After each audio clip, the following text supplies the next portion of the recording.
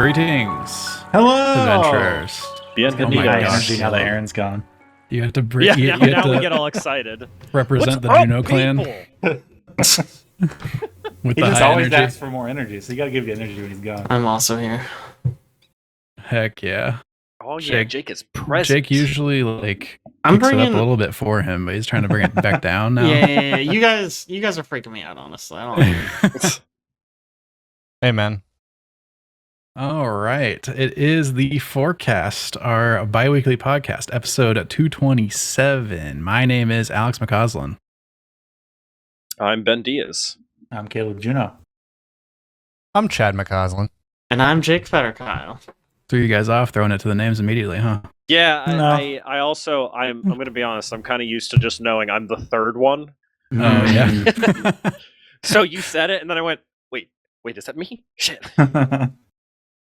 Yeah, today we got some cool fun news, new layoff updates, some game cancellations, all the interesting fun stuff that we like to talk about.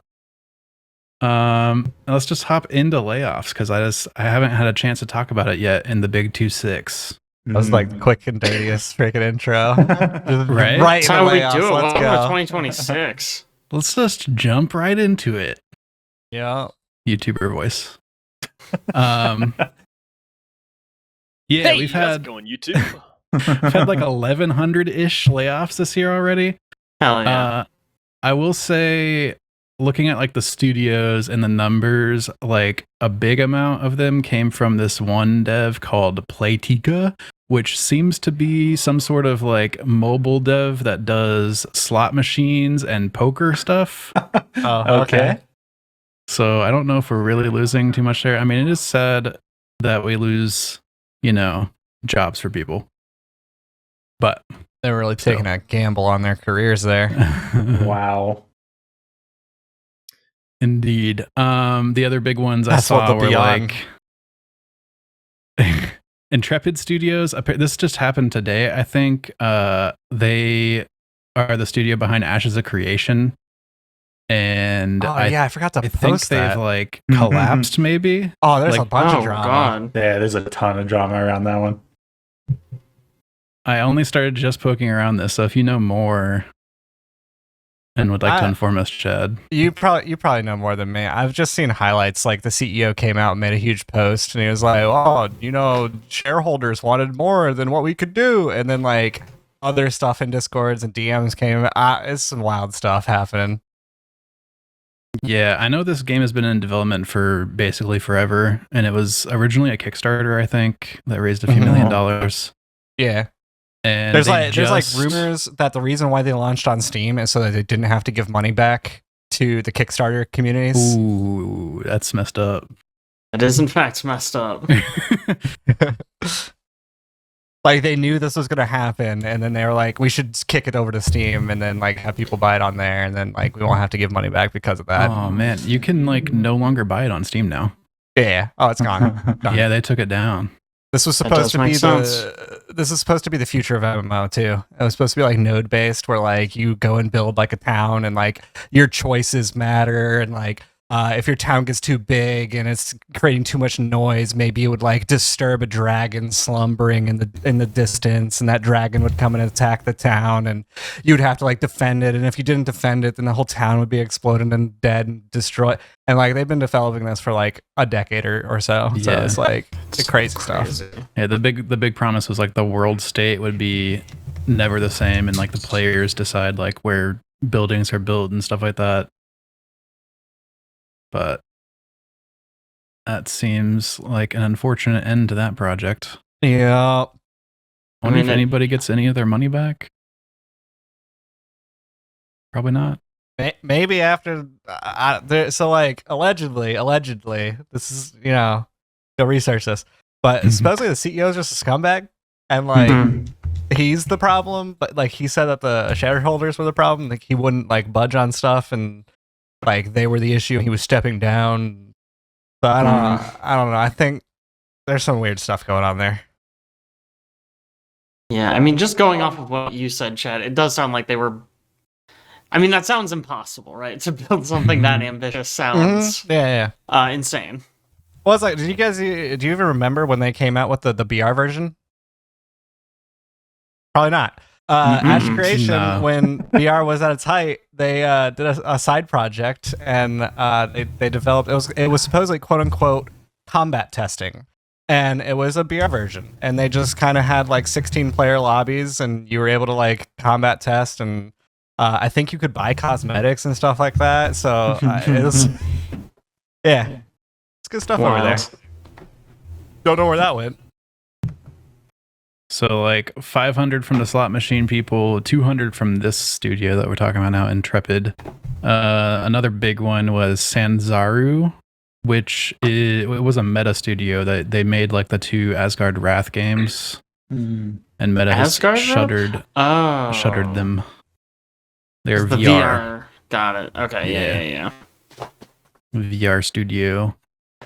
Seems like maybe VR is not going so hot. I don't know. That's crazy.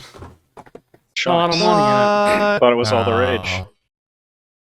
And then the other one that stuck out to me is another Ubisoft like subsidiary, Ubisoft Halifax. Laid off 71 people, presumably closing that studio. Yeah, probably. Freshly unionized, this says, and Wow. they closed it. Wow. A little I- suspicious. Do have, just slightly in the same vein as layoffs. There is I just found this recently, but there is a decently sized survey of gaming industry professionals recently. Well, decently sized. It says they surveyed 2,300 people in the industry and found that 33% of the people who responded said that they had been a part of a layoff in the last 2 years. Wow. That's in the United States. If you look at it globally, 28% of the surveyed people have been laid off in the last 2 years. And then half of them said that their most current or most recent employer had conducted some layoffs in the last 12 months. Yeah, so still not going super hot, Yeah. not super stable. Wait, did something happen to the people who made Super Hot? Probably the way things are going. Probably. Don't say that. I bet you. Hold on. I mean, they did work on a VR game. It's probably not great. It was How's their the Steam publisher. fair going? I don't know if you guys saw, but in the same vein of layoffs, Washington Post got rid of 300 jobs. Wow. Yeah, I heard about that. I actually heard one of their reporters was in a war zone and got fired. But they have Whoa. waited. Like while guess they were in not. the war zone. Like, yeah, she was like hiding out, didn't have power or electricity, Uh, living in her car, and got fired. Wait She for was her to like, get wow, I don't know home what to do. first. That's awful. Yeah, right. Yeah. It's good. Things are good. World's You'll never definitely a good guess what the place. name of the developer of Superhot is. I looked it up. If it's super hot, I'm gonna lose it. Just super hot games. I'm losing super it. hot ink. Do they make anything else, or is it just super hot? They are the super hot team. They just Super make Hot fire, man. is the That is name. their name. All right.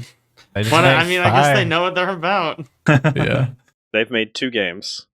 They made Super Hot, and they made Super Hot VR. Hey, I get it. They know what they're good at, and it's making super hot, and literally nothing else. They're working on Superhot JP, a Japanese themed Superhot title. What does that mean? Japanese. What does that theme, mean? Like, do they have like the flag everywhere? Like I don't. The enemies have samurai swords instead of swords. You're good, Caleb. Your video's back. I was worried that your graphics card had gone on fire. No, I freaking drug opera slightly, and it just crashed and Oh. restarted. Don't do that. I'm telling you, don't do drugs. That's your problem. That's good stuff. I'm sorry. This Superhot JP game is being made by Game Tomo with support by the Superhot developers. So they're, Superhot's they're not not even even making it. they're not even Oh. doing that one. Here's the thing: they know how to make super hot, not a Japanese version of super hot. Oh, that's a That's good point. That's a too good point. different from their MO. They'd fuck it up if they tried it. Yeah, so the Ubisoft layoffs are probably also related to all these Ubisoft game cancellations that just came Yeah. out. I mean, almost certainly. Yeah, definitely. Ubisoft announced they canceled 6 games that they were currently developing and delayed 7 more. They didn't say what a lot of them were. We know the Prince of Persia: Sands of Time remake is canceled now. It's messed up. Yeah. That's so funny. I kept read saying it was fine, Yeah. totally, for years. I feel like there's. Sorry, Go ahead. No, you go. I was just gonna say I read an article that apparently the like the lead voice actor for that game, she said she put 3 years of work into that game and like 2 weeks recently of like marketing materials, and she found out they were canceling the game at the same time as the rest of the world when they announced it. I heard the same thing. That's nuts. Man, I feel like Ubisoft rather had like 2 sure bets: the Sands of Time remake and the Black Flag remake, and they canceled one of them, and the other one technically is still unconfirmed. But They specify that one of their games they had slated for March is being delayed to 2027 sometime. People think that's the Black Flag remake. okay, I don't know why specifically. Wow. I mean, my guess would just be that what the fuck else is Ubisoft doing right now? Yeah. Wait, why You do know? we need to remake Black Flag when we have Skull and Bones? I was about to say, Good true. point, man. it's very weird that Ubisoft is canceling all these games when Skull and Bones did so well. Yeah, man. I All-time don't peak, know, man. 2,400. Like, it's good stuff. Ubisoft sure is one of the companies of all time, huh? I vaguely remember them making an excellent VR and then canning it. Hyperscape. Man, what happened? They were like on top of the world for a while. I genuinely think I don't know. I'm gonna blame this on Yves Guillemot because he's in charge, but it feels very much to me like Ubisoft had a string of like really hot games like Assassin's Creed 2, Far Cry 3, probably some other stuff that I'm forgetting, but those are like the really big ones. And they went, okay, great, those games were really popular. We are just going to make those. I was about to say, when was the last time they released something like new? Like Hyperscape. that was Assassin's not Creed Odyssey was still part of Assassin's Creed, but it was very like different. not part of an existing Well, franchise. Origins was Yeah. before that. But... Oh, true. Skull and Bones count. What's that that Tom Clancy game that people really like, the multiplayer The one? Division. Yeah, the Division. Siege. Oh, Rainbow Six. Siege. Oh, Siege. yeah, Rainbow Yeah. Six Siege. That's funny. That was pretty popular, and that one I'll say is not part of an existing thing. And that released how long ago? Oh, it's been a while. That's Yeah. Is it a decade? It's probably close to 10 years ago. 2015. Okay. Oh, it's more than that. Oh Wow. no. Do we Old. know if one of the games that was canceled was Beyond Good and Evil 2? It's gotta Don't be, think man. they've said. It's got nobody. Who even wants that game anymore, man? Like, fuck. I don't know, It man. is not. I don't know if it's up to date. At least Wikipedia does not list it as canceled. Yeah, I was looking at the article and it reminded me that the game was originally announced in 2008 and then went silent for about a decade and then was re-revealed at E3 2017, and we haven't seen anything from it since then. I was gonna say- E3. The top of the development section on their Wikipedia page starts with Beyond Good and Evil 2 has languished for several years and is considered to have been in development hell. Man. Oh, because they're using a Supposedly brand new they engine said- for it, apparently. Supposedly they've said that Beyond Good and Evil 2 is not one of the canceled ones. Wow. Okay, yeah, sure. Still holding Put on it to that out, one, though. huh? I can't find the prove actual quote of that. But Prove it. Okay, Beyond Good and Evil Gosh. 1 was like a weird game, but it wasn't that weird a game. You know what I mean? Like, it was a game where you ran around, you took pictures, and you hit stuff with a stick. It's not like they're not reinventing the wheel here. Like, fuck, I feel like a Confidence Studio could have that thing done in like a year, 2 years. All right, hear me out. They did release in 2024 Captain Laserhawk the game. Hmm. Well, Oh God, sorry. I just clicked on it. It's got 2 paragraphs, and it says a Web3 spin-off game titled Captioned Oh, no. Laserhawk the Game launched on December 18th, 2024. The game is a top-down shooter that requires a connection to a cryptocurrency wallet and the purchase of one of the character NFTs. Yeah, that's what Web3 means. The Anytime game you see received an Web3, overwhelmingly negative reception. I wonder why. yikes. That's hilarious. Pack it up, dude. Not Nintendo, Jesus Christ. Ubisoft is so washed. Yeah. You know, one good thing I'll say about the video game industry is I haven't really seen any new ones of those popping up. Any Yeah, like crypto well- NFT games. crypto games, yeah. You know, the whole market collapsed like 3 times since they started developing those. They did release a first-person shooter that was free called X Defiant Oh, May right. yeah. 21st, May 21st Forgettable. of 2024, and then they shut it down on December 3rd, 2024. Yep. Oh, wow. Half a year, it's pretty good for Ubisoft. It's supposed to be their COD competitor. It actually played all right. I don't know what happened. People did. liked it. Yeah. I don't I know what think- the issue was. Yeah, I think Skull and Bones is the last not. The fact that I have to say that one, I was gonna say the last not flop, but it was a flop. Also, it was just less of a flop than everything else I've listed Sure. so far. If I just had to spitball on X Defiant, not even really paying attention to it, but knowing their history with shooters and cheat engines, they probably never got a handle on cheaters. Could be. And that's like why Hyperscape died. Really? Yeah, pretty much. Maybe they're just like Square Enix and they're like, why doesn't this sell 1 billion copies? What? That was actually going to be my guess, was they said, we're building a COD competitor, right? So this will do COD numbers. I was like, well, hang on, guys. It was also free to play. I mean, Yeah. so it's like they couldn't even crack that metric for sales. I mean, the I guess revenue should be in the microtransactions, billions for these microtransactions. right? Otherwise, they shut it down. Yeah, they just said it shut down because they had a failure to maintain a large enough player base for a free-to-play model, making it financially unsustainable. Makes sense. Also had a lot of technical issues on launch. Yeah, makes sense. Too bad. Speaking What of dead games games, what's up with Overwatch 2? No longer Dead. Overwatch, No more Overwatch 2. 2. It's They dead. shut Overwatch 2 down.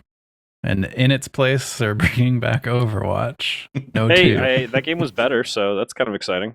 They're not actually bringing back Overwatch 1. They're just dropping damn. the 2 because they realized there's no point in having a 2 on it. Like everybody It's else also realized when confusing. they released it. Weird. It's very confusing. You go look up Overwatch and you're just like, oh, there is no 1. Like, there's there's a 2 here though. Like, why? What is going on? Do we start calling it Overwatch 2026, like Doom 2016? Oh my god! I mean, for all intents and purposes, it was the same game anyway because it it literally replaced it. Like you couldn't Mhm, you access couldn't the install first game original. anymore. yeah. Mm-hmm. Yeah, it's So- just Overwatch. It's always just been Overwatch. They just put 2 on there for no reason whatsoever. And now they're like, Well, it's because of the PVE mode. Yeah. Yeah. actually, we are going to invest a lot of resources in this, maybe, and so we should make it a platform and not have it tied to this negative connotation forever. With Now the 2, people will like it. I'll give you Yeah. 2 reasons why they're doing it: Marvel Rivals, Deadlock. Mm. Yeah. competition in the It's space. at least why Turns they're out doing it's all your pretty good. updates. Yeah. Oh no, somebody released a game in the space that's not crap. Yeah, I mean, they went so long without real competition. I mean, Paladins existed, I guess. Paladin. Come on. Yeah. I think they definitely got complacent. Yeah, And now they're like, oh, other people are like trying? yep. So they announced like a bunch of kind of cool updates. They've been on this cadence of one new character every other season, which when they announced it, people were like, oh my gosh, we're actually getting new content. That's great. But then like Marvel Rivals came along and was like, we're going to release a new character every season. And that's going to be like every month and a half. And then they're like, actually, we're going to reduce seasons to a month. So we're going to do a new character every month. And then Nuts. I mean, that's crazy. But How also, yeah, what up? Sorry, I was just going to ask you guys who played Dota 2. How often did they release new characters? Because they Man, had a pretty frequent like cadence. one a year. Yeah, like Oh, one a never year. mind. Maybe It two was a so year. bad. I was so jealous of League. I say When I League was had like playing one Dota. every 2 months or something like that. Maybe 3 Yeah, months. they would get new heroes all the time, man.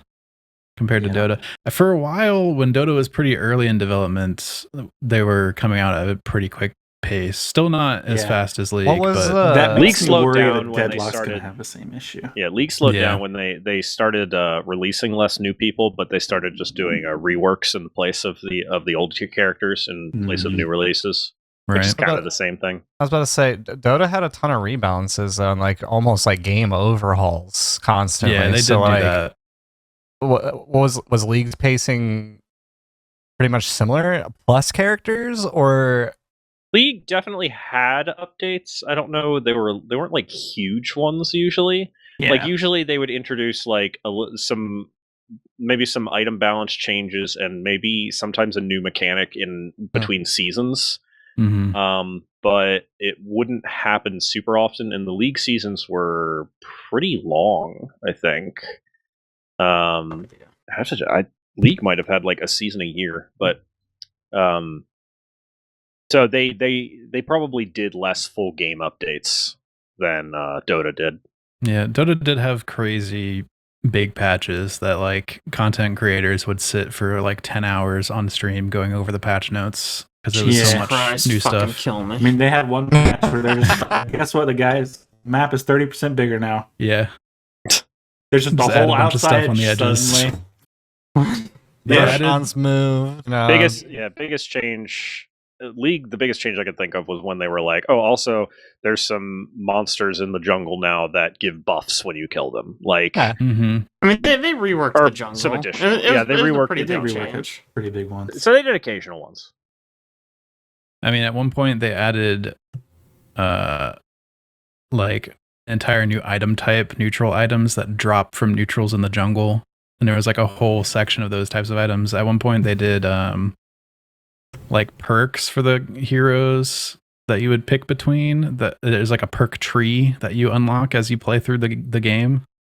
This is like in the match, not like progression outside the match. And then kind of after I stopped playing, they added facets, which are like basically I don't know what two that different is. play styles that a character can have that you have to select when you select the hero. Interesting. And it changes like something about the hero and how they work. Weird. Yeah. Just like huge sweeping overhauls to stuff. Mhm. Anyway, Overwatch not doing that much. They are adding 5 heroes next week though, which is crazy. I don't know where they found the time to do that, considering it. They were like, "Oh, there's so much work that goes into creating our heroes. We can't do them that fast." Here's 5. Boom. One of them is called Jetpack Cat. He's my favorite. He's a There's- cat in a jetpack. Is he just Rocket?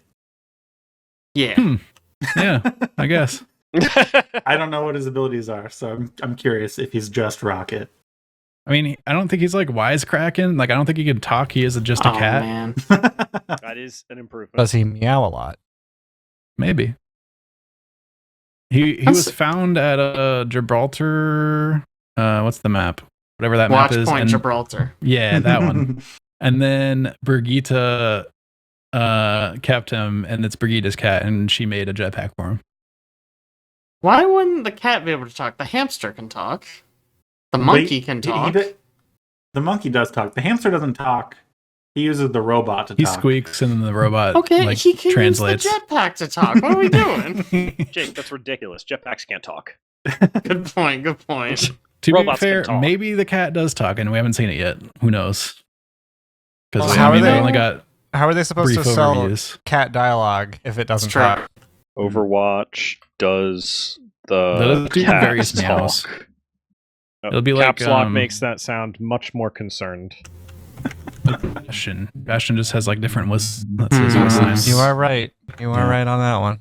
Oh, but according to this, apparently he was a once canceled hero Oh, Yeah. and is way. finally being released after nearly 10 years of development. Oh my god. Yeah, there's another one that's in there that was teased before Overwatch released in 2016, like in 2015 at some point. His character design was teased. So basically, they were like, "Quick, we need heroes. We need them fast." And they're Yeah, just like, grab "Pull them out out of all the this, trash. I do pull out all love this already made specifically stuff." this article points out that Jetpack Cat was a support class hero who has a decade-long history and wasn't released originally because he was deemed too ridiculous for Overwatch.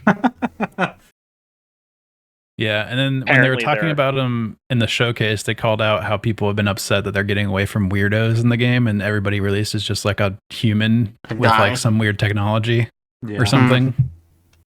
Makes sense. No, we're like, we need more, hamster balls or Winstons or the like. Do love.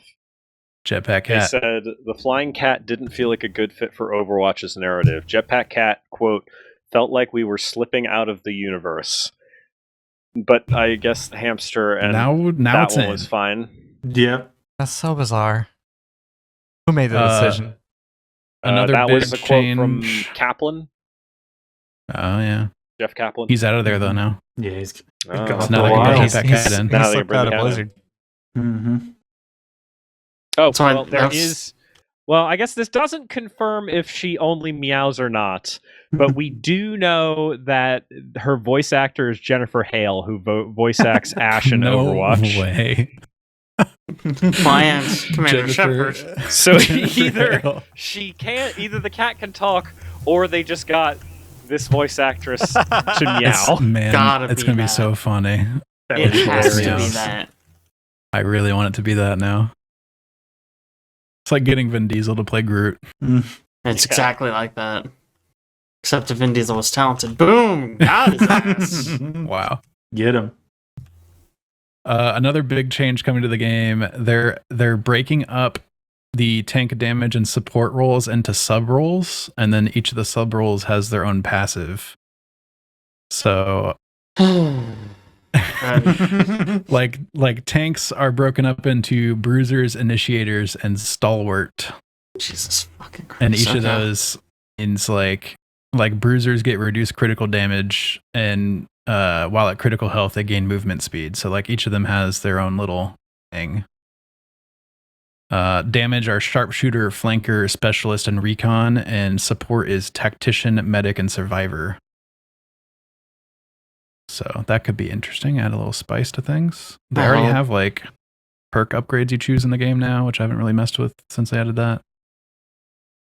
Just in base Overwatch, not in the special mode. Yeah, in base Overwatch, you get it's like one of two options over Hmm. time in the game. Remember how it works? You swap heroes, do you just get to pick new That's a ones? great question. I don't know. Or is that an incentive to stay on your hero? I don't know. I imagine it's the latter, right? I don't think so. They said also another ridiculous thing. This is season 1 coming up. So they dropped the 2, and Is this it? is season 1. They said that they're going to basically do that every year now because they want to do like a story arc that covers the year. So there's like 6 seasons in a year. And this season is like the rise of Talon, They're doing the Fortnite thing. Chapter 1, Season 1. right? It's very Fortnite. They said they're going to do like a lot more like stuff to tell story. Not PvE, mind you, not story gameplay. Of course not. But like cinematics, they're going to do comics. There's going to be like events that tell bits of story in game, stuff like that. And the Let's first take one, that, like, Marvel Rivals. Bro, this was supposed to be in the first game they released. That was the whole concept. right? Oh my god, they kill me. Yeah. Do you think they'll do the exact same thing they did last time where they do a good job for 1 year and then they just do the same events for like 3 years in a row? Probably. Absolutely. Oof. I remember the first year of Junkenstein, I was like, wow, this was pretty good for the first year of the game. I bet next year it'll Yeah. be really good. And then they never updated it. Hey, I think one time they updated it. They added new characters. They have made very, very minor changes to it. Yeah. For Well, sure. you see, that was PvE content though, which is not what we're doing here. Yeah. They kill me, So. man. Now you got me worried they're doing like a Titanfall 1 kind of thing. Ooh. And we know how Try to- that works. Try to tell the story in multiplayer. Yeah, I don't know. I guess we'll see. The other last thing is that they announced they're doing a new character every season this year instead of every other season. So we'll have 5 more come out over the rest of the year. 10 heroes this year total. Still less than Marvel Rivals, which will have 12 this year, 1 a month. Marvel Rivals has such an enormous world to draw from for characters. Yeah, they're not going to run out they don't for a really long time. They don't have to make from up scratch make up stuff. Yeah, that's a good point. I mean, they do have to deal with IP stuff, but and they have to figure out how they're gonna fit in a shooter. Yeah, what powers will they have, and then also figure out well, we got to put more supports in this game. Who can be a support? Everybody's a superhero that beats people up. Everybody's a DPS. Just make a character that's all 3. Yeah. Right. Yeah, sure. Or I imagine the more difficult thing with Marvel Rivals is how do you differentiate? You have okay, so there's a guy who flies around and shoots lasers. Mm-hmm. Right, Iron Man flies around, shoots lasers. Ultron flies around, shoots lasers. There's just so many characters who are they kind of do the same thing. They all fly around. Okay, you've got the Thing, lasers. You've got Colossus, you've got Juggernaut. What is the difference between those 3 characters? I mean, they did a pretty good job between Hulk and honestly, they have done an amazing job so far. I think they've done a really good job so far of differentiating the heroes and make when I heard they were adding Mr. Fantastic, I was I don't even know. What does he do? Yeah, what does he do?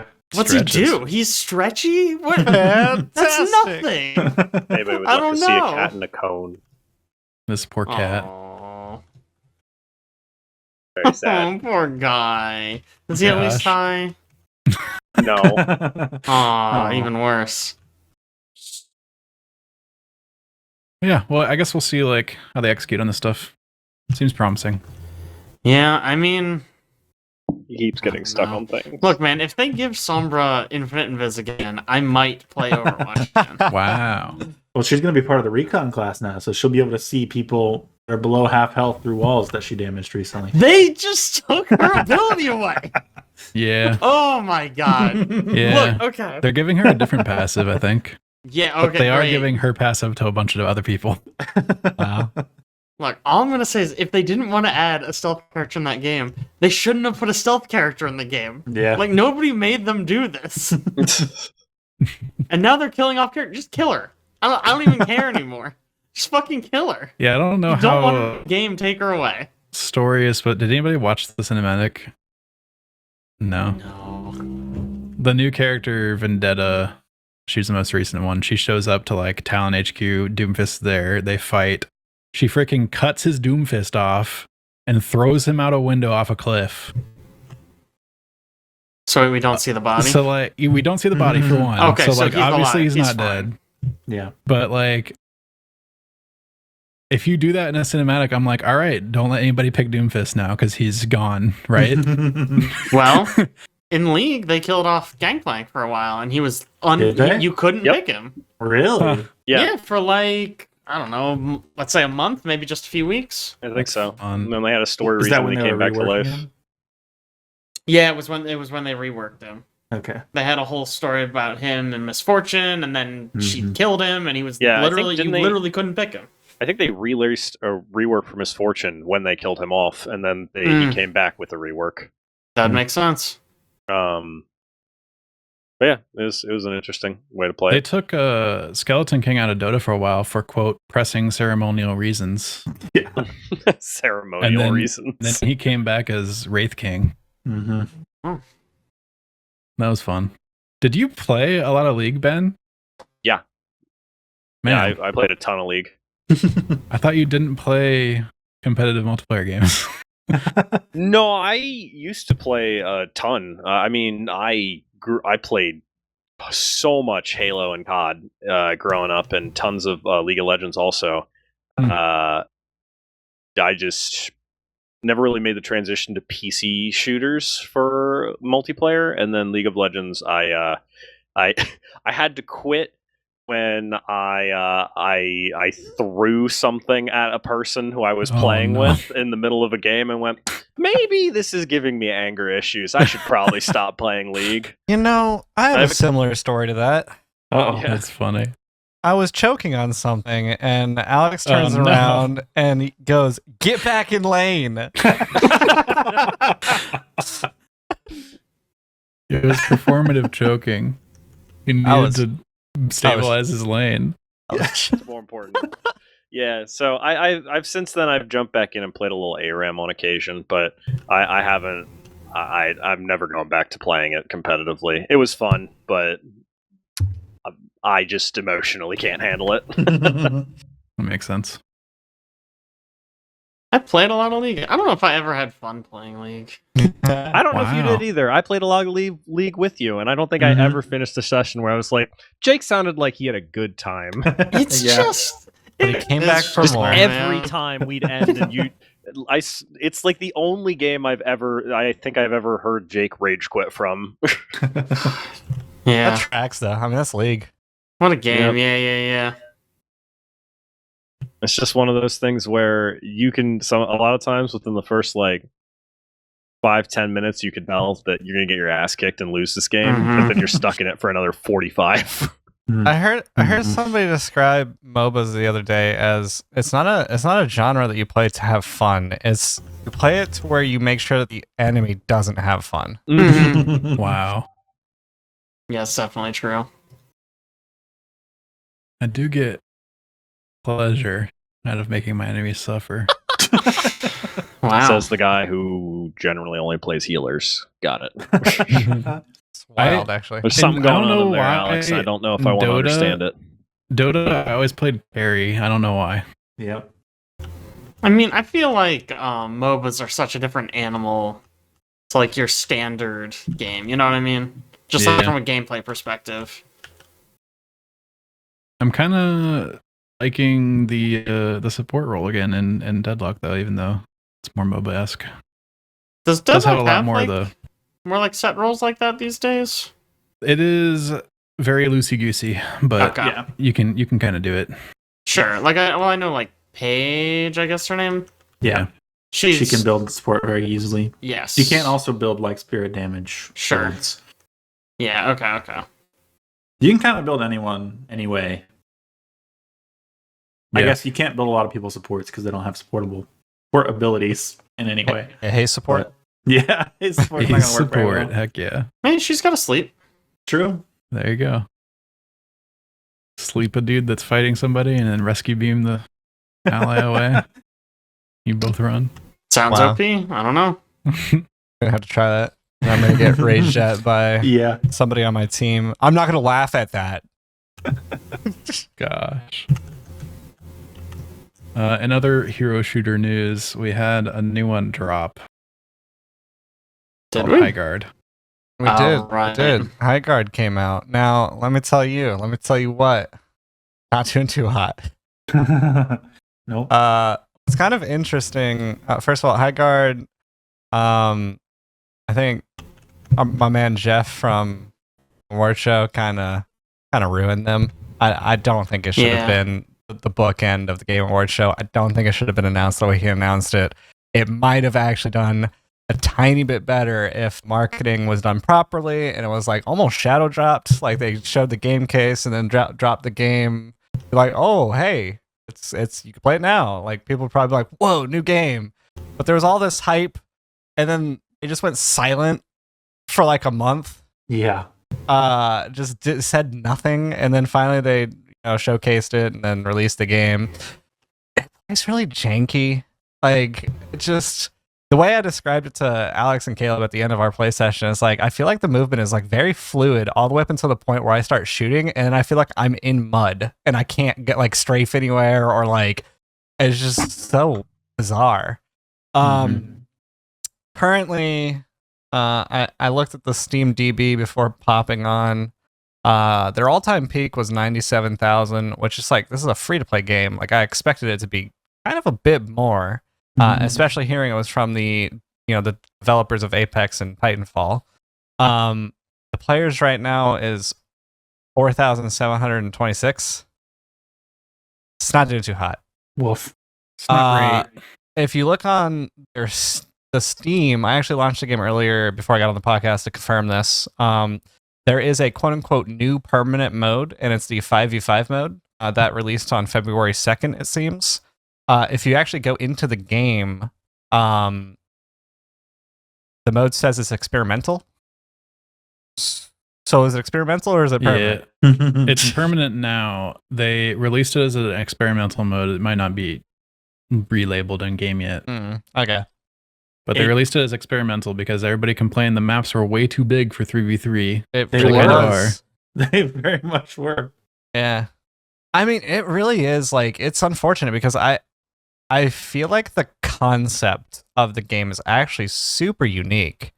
And if it was just executed correctly, I think it could have been a fun game.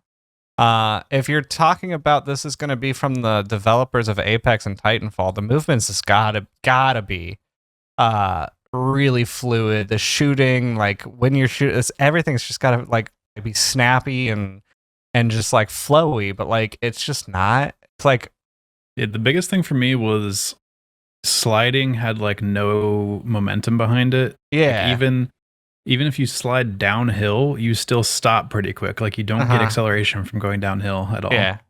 It feels bad. I'll point out, I've mentioned multiple times from the developers of Apex and Titanfall, they used to have that in the description on Steam. They removed it. So, Yeah, it's not the studio. It's not the same studio, but it's Right. people that A worked bunch on of them. people. Mhm. Yeah. And I wonder if there was like from the studios, if they poked them and they're like, hey, you need to remove this because this is not a good look for us.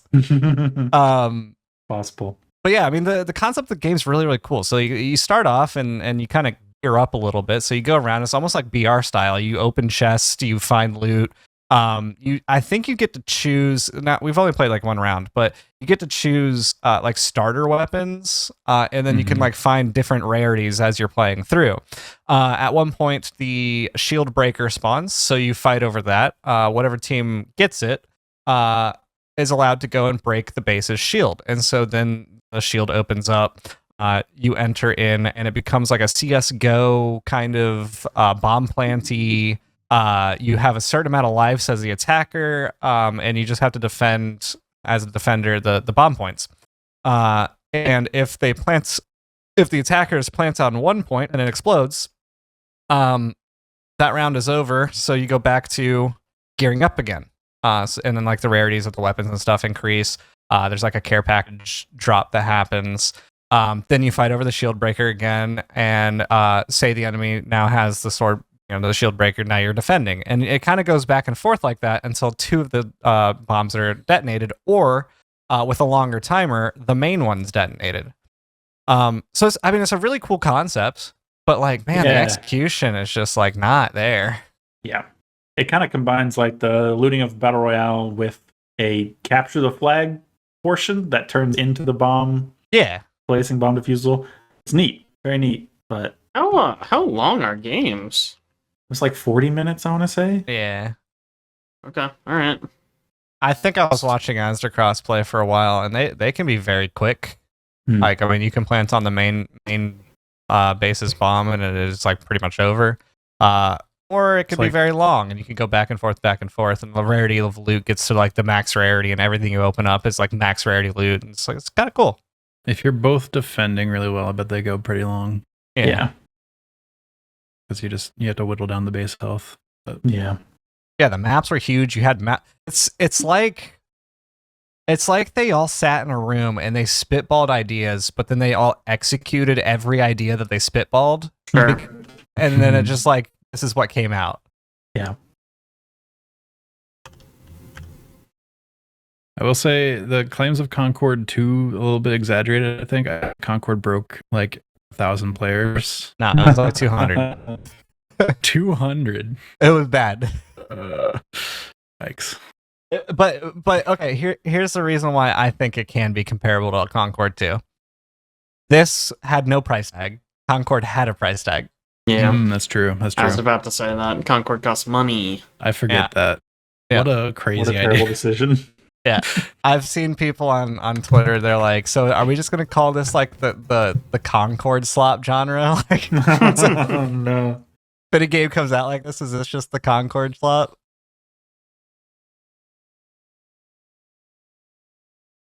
Man. You know, Concord kind of attempted to play a little bit like Destiny.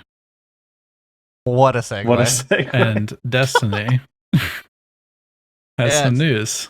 So Destiny 2 has a new expansion coming out. I think it's not even an expansion. It's a major update within the expansion. Because we already have Renegades that came out, which is the Star Wars expansion. And now this is like the continuation of that. It's massively delayed because of Marathon. Thank God. Yeah. Well, at least we'll get Everybody's Marathon, so happy. right? But Chad, Yeah. Marathon will not impact Destiny's development in any way. It's a separate Man. game. I saw a post where there was like, it's like that choose the road, like fork in the road, like the split thing, like meme. And it was like, if Marathon does wonderfully, Destiny 2 is dead. If Marathon flops, Destiny 2 is dead. Oh no. Yeah, I mean, So sad. that's They'll just another one. They'll just sunset everything and make Destiny 3.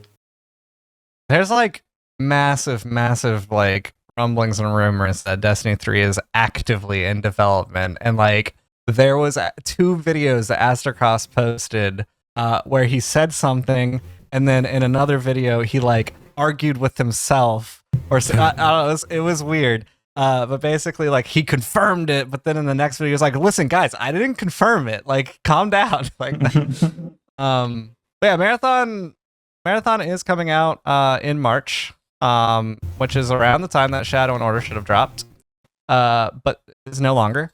Marathon looks way better than it used to. Let's just say that.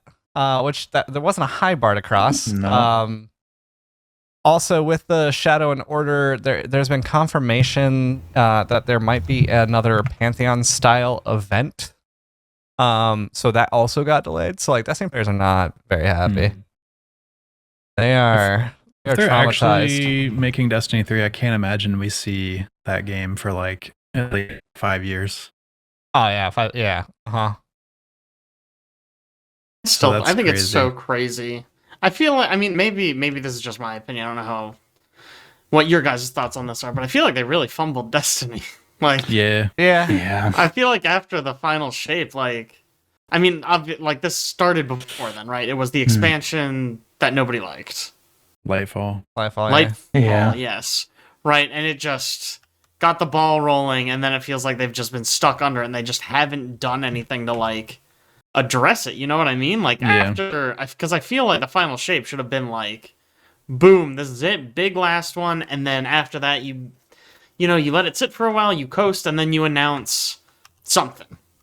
You know, Destiny 3. Man, I don't even think they needed to announce a Destiny 3. I just don't think they needed to go right into episodes and echoes and all that crap like right away. Like the thing is like I look at maybe Destiny isn't a good comparison to like Guild Wars, World of Warcraft, Final Fantasy. Like they're all MMOs to me. So like like if they wanted to keep Destiny 2 going and that's the thing that they wanted to, thrive with, the final shape closes that chapter of the story, but now we do like a time skip or like we do something to where like you still have your character and like your character is basically immortal, so like it doesn't like you could do a time skip, like just make a new story like within that engine or like.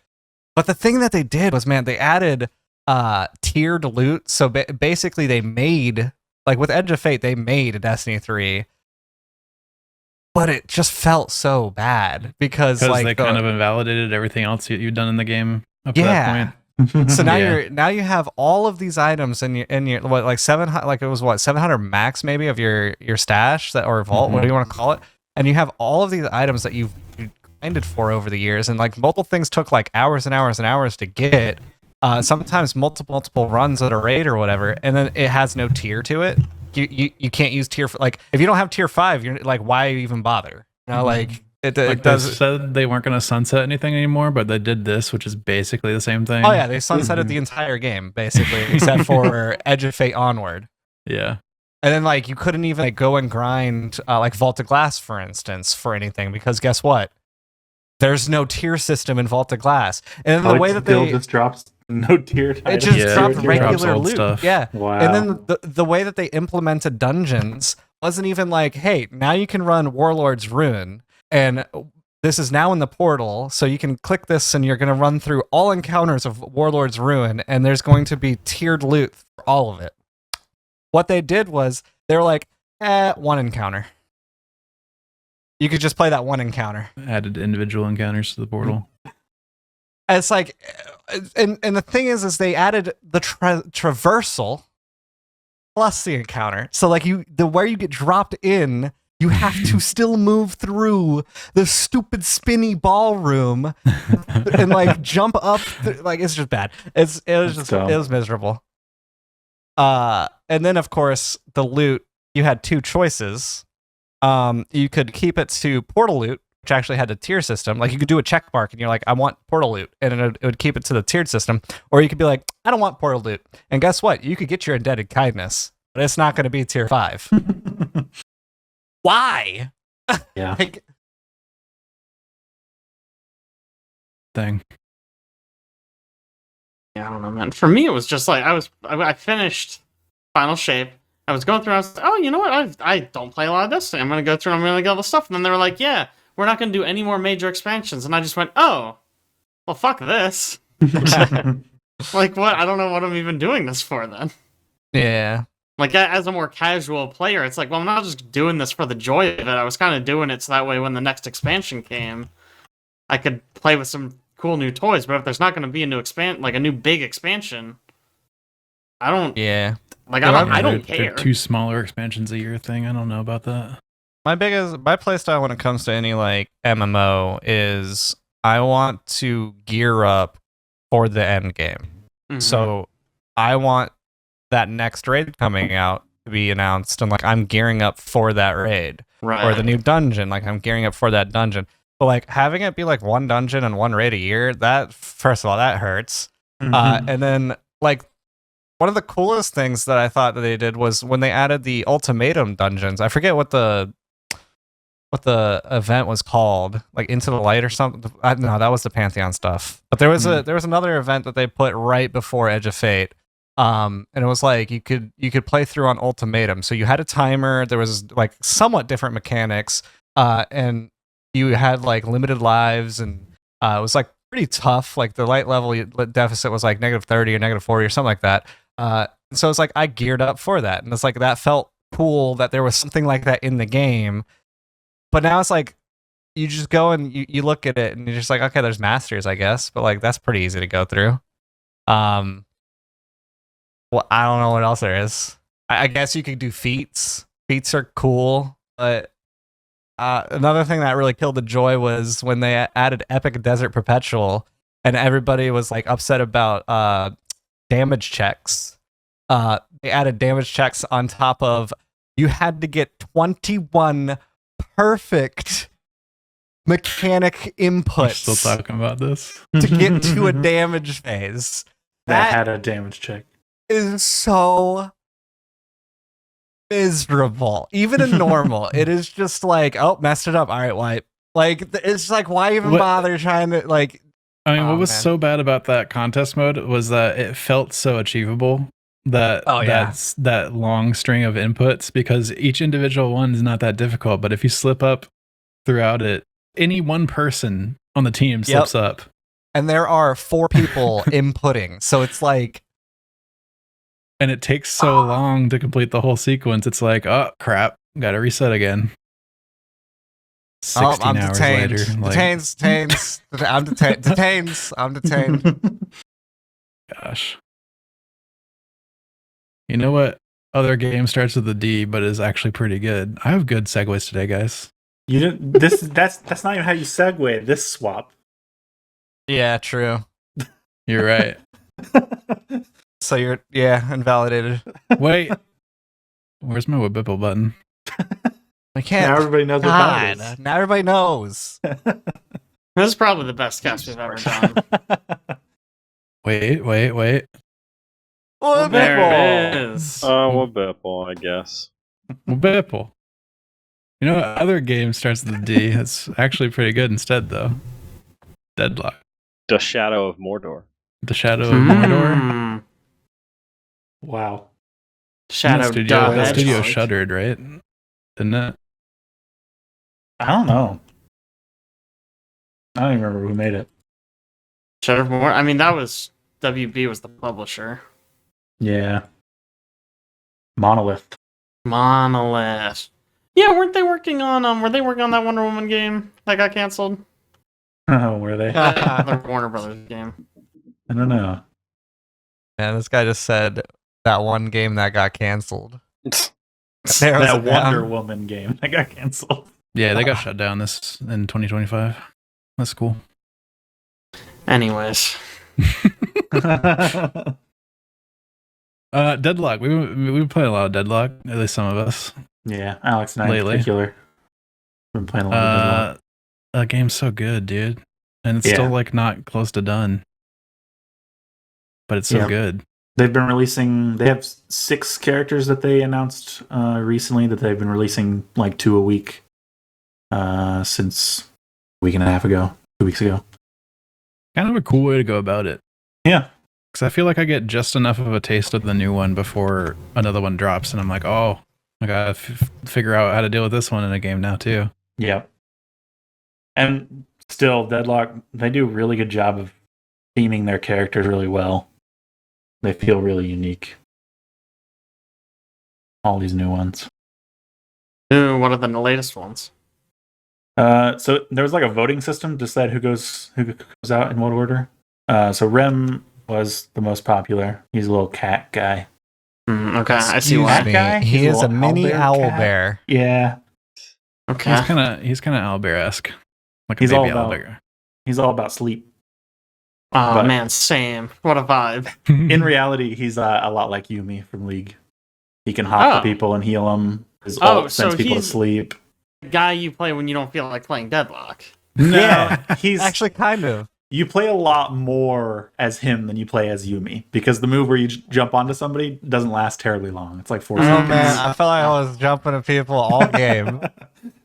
You can reset the timer by jumping to another ally. So if you're in a Yeah. big team fight, you can just not play for like, No, 15 but you have seconds to or put something. it. You have to input stuff to do that. You do. It Yeah, doesn't that's count if true. you have to do press one something to button not jump play. to somebody else. Mhm. Yumi was just like hop on a character and it's like, all right, great, I am done. I'm here now.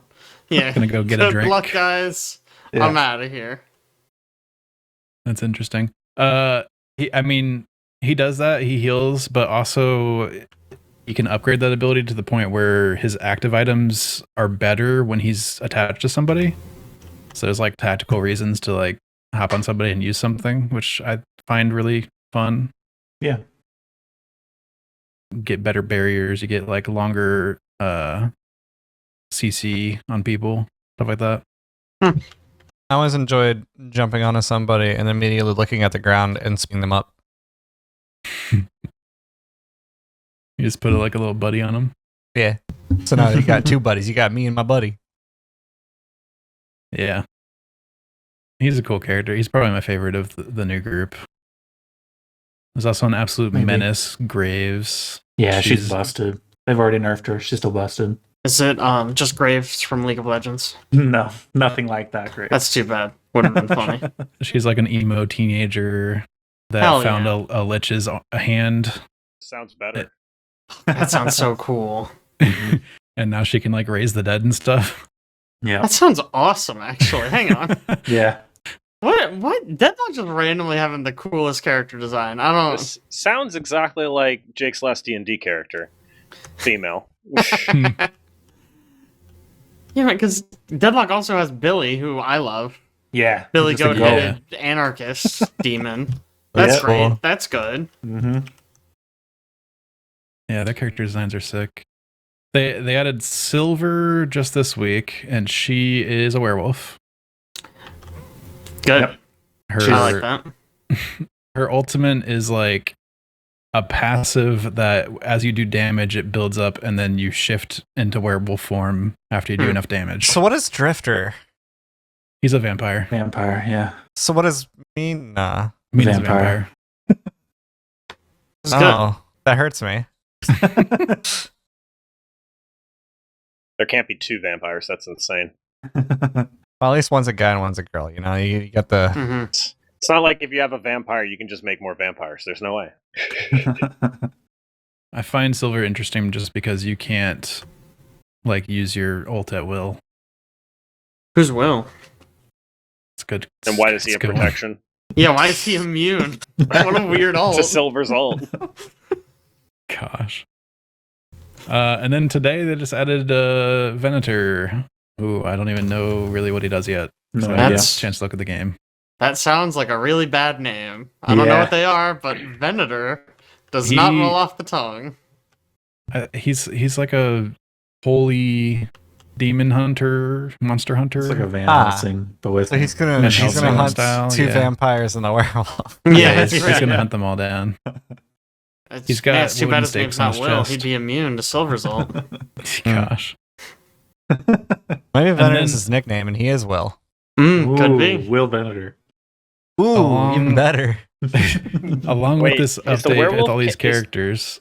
Oh, you Is go the ahead. werewolf character weak to silver? Like, does it take extra There's damage no- from silver? Oh, There's he no should. silver in the game. You just Well, said they added Silver- Silver. Yeah, is there's in a the character game. named Silver. Yeah. You're Yeah. lying to me. They do bonus damage to the werewolf? Like, they should. She werewolf. is the werewolf. Yeah, to She is the herself. werewolf. She is the werewolf? She Silver is is the the werewolf. That werewolf. is, Yeah. you know, Ben, you bring up a good point. That's upsetting. She hurts herself actually. Yeah, so like along with all these new characters, they also did like a massive overhaul to both bases. They're completely different now. Both patrons are different and have like their final theming and art pass, and they're super sick. Yeah. The the map was basically voice work for those guys too. completely symmetrical and boring before, and now it's very asymmetrical. A lot of the areas of the map that were kind of blank have been filled in with certain details and stuff. There's still a bunch of other areas that haven't been done yet, but they're I will getting say I there. have a complaint. Uh-oh. My yeah. complaint is up at the top. Kind of know which team's which, but now they've designated it like orange and blue or whatever the colors are. Yeah. But before, I was able to just kind of glance up at the top and know, like, all right, I'm green lane because it like highlighted Yeah. me in green, and now it doesn't do that. So it's like I have to True. I have to pay attention to what lane I'm in, Yeah. and then when I die, which very rarely happens, I had to figure out how to get back to the lane I'm in because he just spawns you in the middle of the back of the base. So now you got to figure out which way to go. Also, my other complaint is because of the fact that there's like a big statue now as each base like in the back. There's like that middle one. You just go up really high and up and over it. And I feel like that's kind of a negative for the middle lane. Yeah, I feel like they should speed up over the patron part. Yeah. I mean, also the patron doesn't move anymore. It used to move, so that's kind of like a downgrade. Yeah. I didn't even realize that. Didn't moving matter at all, though? No, it didn't. It also got an upgrade in the form of the shrines, and the patron itself does curse explosions now when people are trying to attack him. Huh. So just like a that's little cool. passive damage? Yep. Kind of. Passive damage turns off all your abilities and items for a short time. If you stand in it, it's like telegraph that's going to happen, Yeah. but it's something extra to deal with when you're trying to siege. Yep. The other bad thing that I wanted to bring up, since we're bringing up bad things, is they have this really cool looking nice art splash screen for your character when you load in, but it also means it just covers up the game and you can't see the shop or like anybody else yeah. while you're loading in. And people And we keep used to- pausing before you can see the UI, so you can't even like chat or figure out why somebody paused. That's hilarious. So dumb. I used to use that pregame time to figure out what build I was going to run because I don't usually know that before starting. We don't just stand randomly on the top of a roof anymore. Right? I can't just melee constantly at the enemy team until everybody's loaded in. Yeah, it used to be a little bit more social. You get to like stare That is people upsetting. down, That sounds very punch fun. people. Yeah. we didn't talk about the new mode. They added a mode called Street Brawl. Oh, Mhm. yeah, good point. It's a 4v4 single lane mode, best of 5 rounds, and everybody starts with a level playing field. Everybody's got the same number of skill points every round, and it's almost got a roguelike piece to it, where each round you randomly draw 3 sets of 3 items and decide what to pick among them. It's pretty cool. Really short matches. They're like 20 minutes. It's also going to be balanced separately, right? Yep. Yeah, they just started doing Smart. it recently. They changed some. There were some characters that were just running. Yeah. I mean, the League mode. had the same issue with Inherently ARAM. some ARAM, super yeah, but they good team didn't- fighter dudes. Yeah. They didn't balance separately for ARM, and it was just there were certain characters just cool. Don't play that.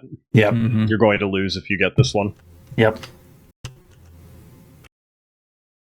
It's all very good. They're all on track. I mean, they're also doing numbers on Steam. They broke 100K again a couple times recently. Here's So- the interesting concept behind Deadlock, which I'm going to steal from that one guy's video. Which, if I would remember his video, I would credit him right now. Deadlock's like a vampire game. That's why there's 2 vampires. You have to be invited in to play, and yet it's still doing good numbers. Yeah. To be fair, every time somebody gets invited, they have like 4 invitations of their own. Very easy to I mean, pass those around. yeah, But yeah, it still is funny that it's doing so much On better. the one hand, I'm like, oh, it's so ridiculously easy to get in. Anybody that wants to get in can. But then I get videos on TikTok that are Deadlock related. I've been getting a lot of them lately because it knows what I'm into. And every single one, there's people in the comments that are like, wait, how are you guys playing this? Or like, Really? wait, I've been asking for an invite for a year and I still haven't got it. Like, how? What? How? yeah. That's crazy. To Every credit that single one of them. YouTuber, it's Maxor, MAX0R. Oh, yeah, that video that I posted. Yep.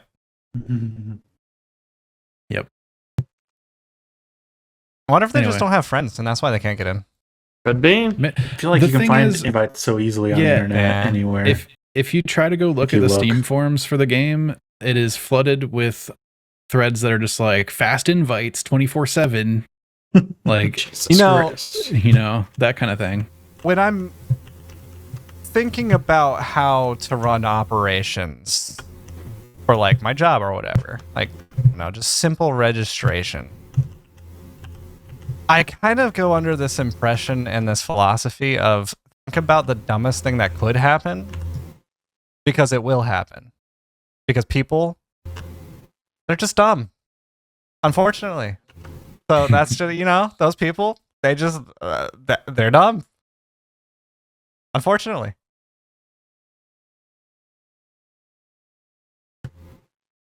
Great sentiment to end on for a discussion of. Yeah, we're done with the Deadlock. podcast. That's it.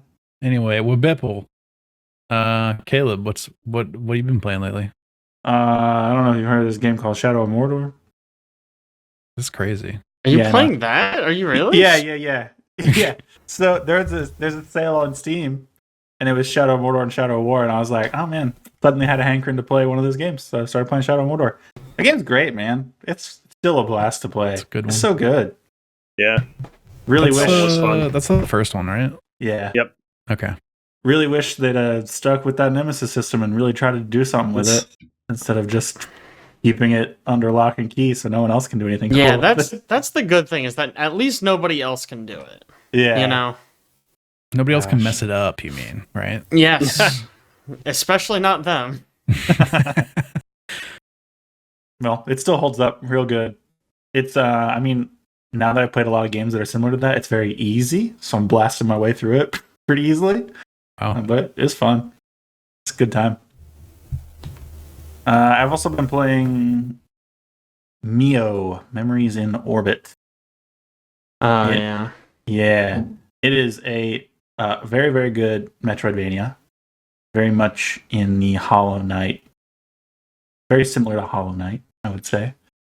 Did you Man, kickstart it? No. I don't know if I had a Kickstarter or not. How Just did never they stopped launch in the the game past. without your help?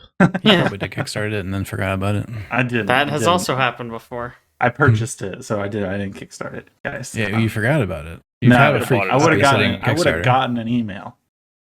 I didn't get Use the one. wrong email. Hmm. Drax. I think. Hard to see in the background. Oh, yeah. Forgot there's a second cat now, but I There's haven't in seen him. fact 2 cats. Yeah, that's Drax. You can talk because he's got the white. Mio's really, really good. The art is fantastic. The music is very much akin to suddenly Citizen Sleeper 2. Citizen Sleeper 2. Very much that style of music. Very, very good. It's got really fun exploration.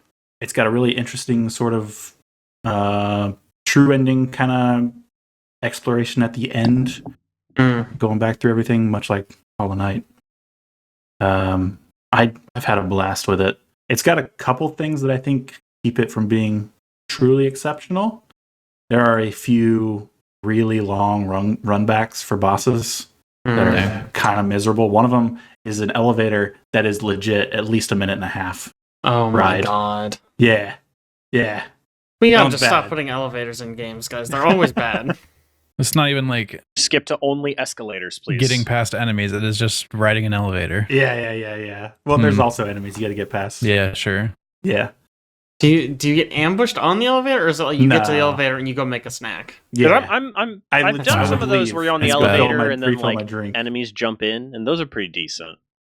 That's fine. Yeah, that would be fine, I think. Okay. But no, it's just a long ride, man. It's long. That's very strange. That one's miserable. That's not good. It also, much like Hollow Knight again, does not put its best foot forward. You start with no map, and the game's not very clear about how you get a map. It hints at it, but if you're not really paying attention, you're not going to know, so you're just not going to find the map for a while. And that is not fun in a Metroidvania, especially one that requires as much backtracking as this does at times. How are the NPC singing voices? Does anyone sing? Sounds like this is one of those bad games, maybe. I don't know that anyone sings. Bad game. Yeah. It's no Pirate Yakuza, I'll tell you that right now.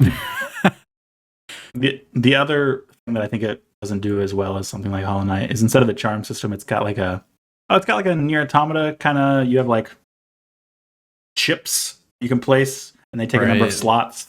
And you have a whole bunch of slots, and you keep getting more slots. Those abilities don't feel very impactful most of the time. So I'll get one of those and just not be excited that I got a new one. You also just don't get near enough slots to make like interesting builds, I feel like.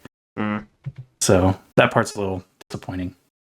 But the story and the art, man, they're really, really good. I was very, very impressed. Nice.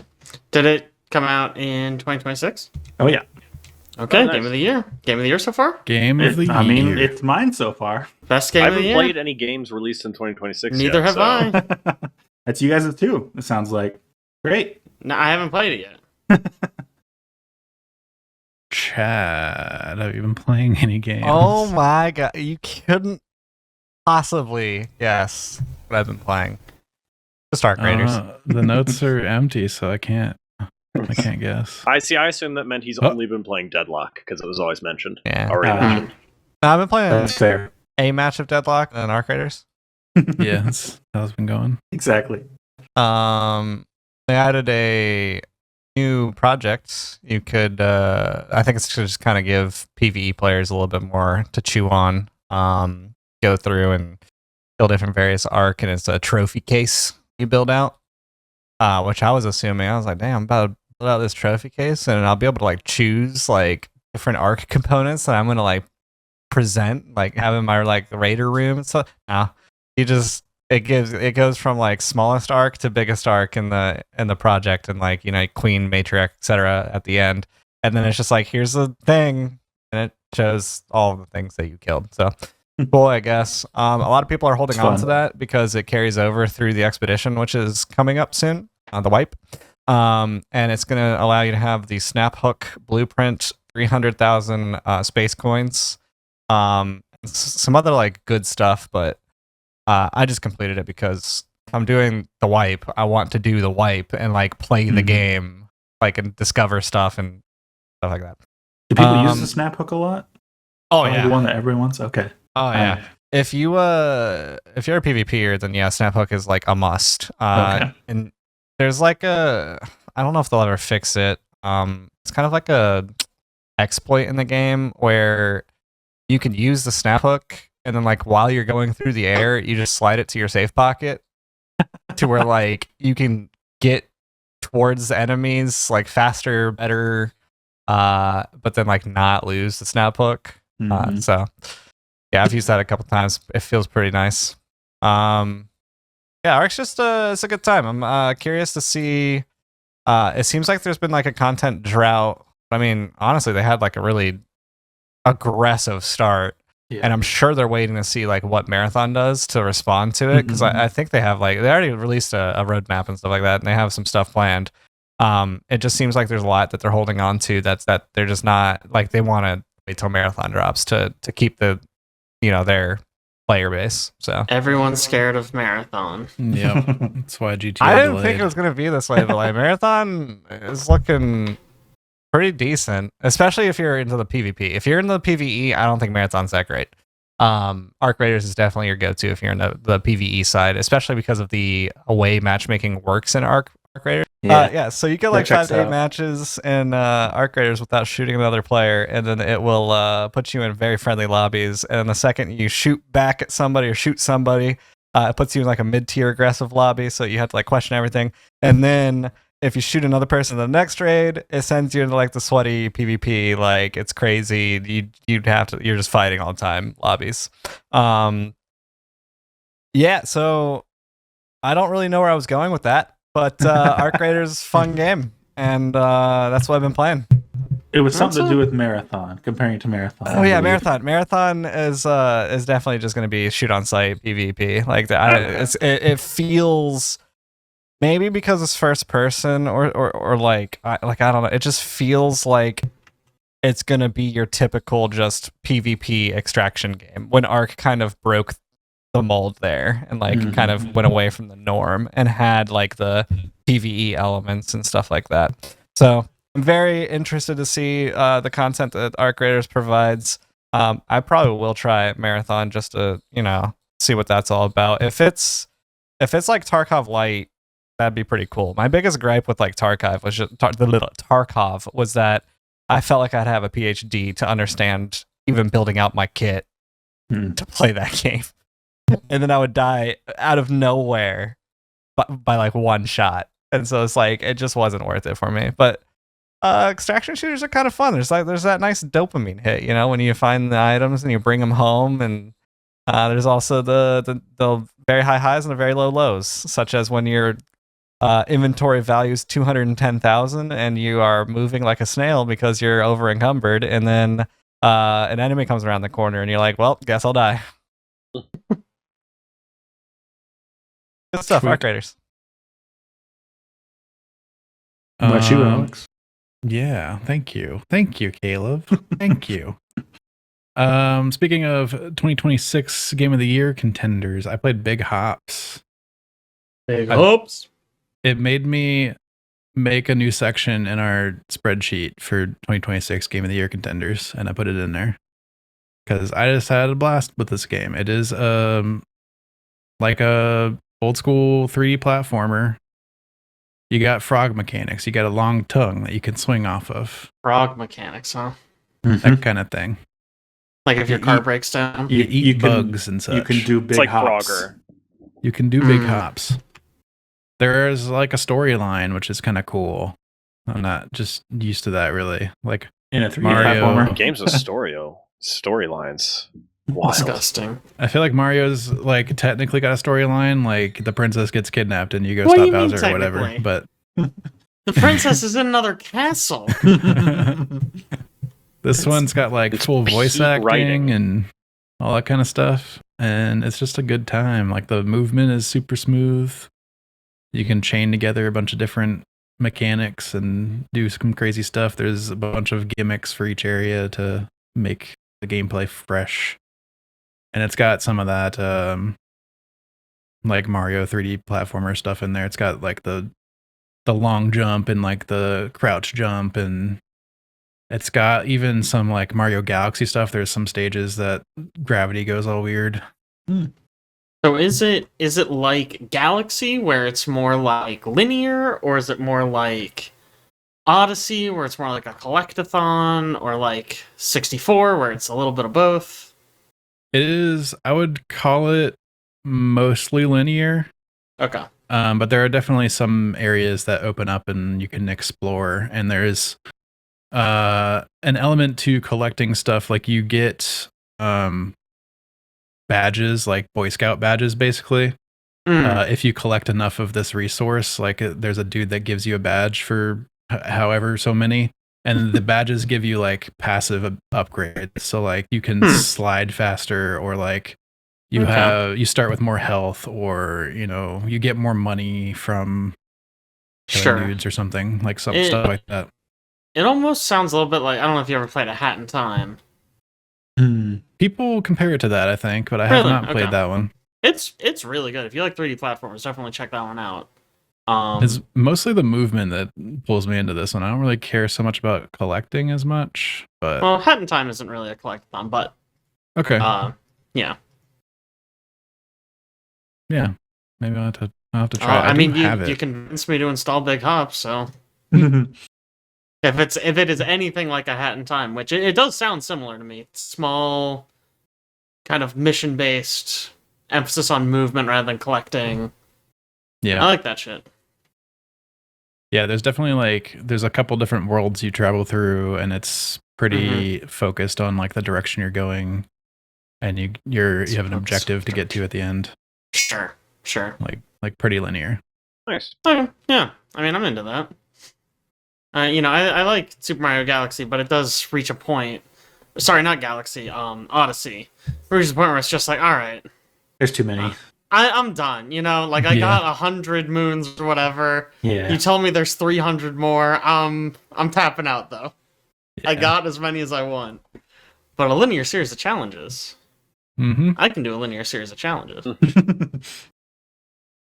Let's see, how long did it take me? It's like 14.2 hours I have on record. Okay, so that's like an even 5 for someone like Caleb. It's like a Caleb 5. Right?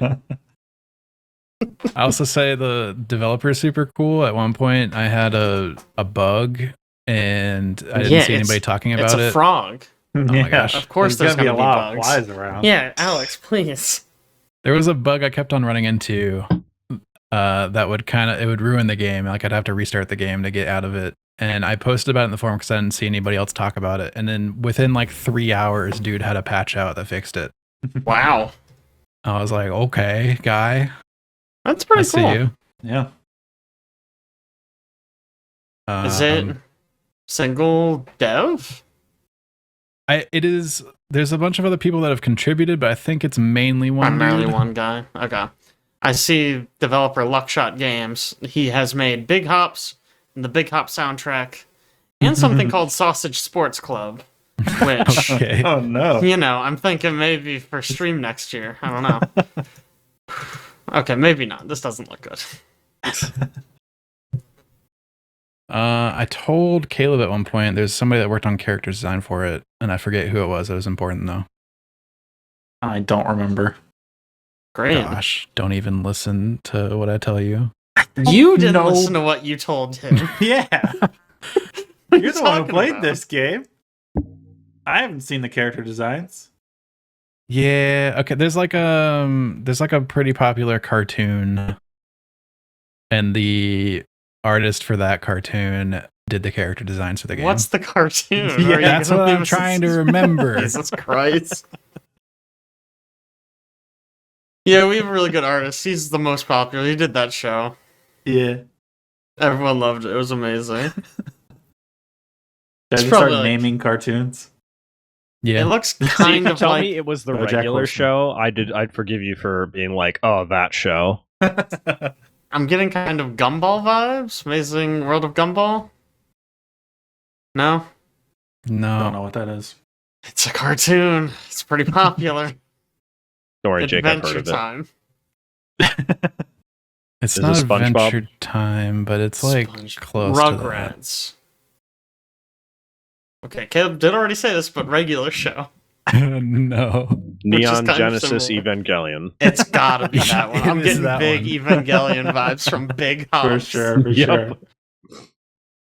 They're basically, it's probably a sequel, honestly. Yeah. Jujutsu Kaisen. Rick and Morty. Ooh. Steven Universe. Steven Universe. Okay. We would have gotten there eventually. We would have actually, yeah. Steven Universe, we probably would have hit someday. Yeah. In like 20 minutes, probably. Yeah. There you go. Whatever. We have nothing else to do.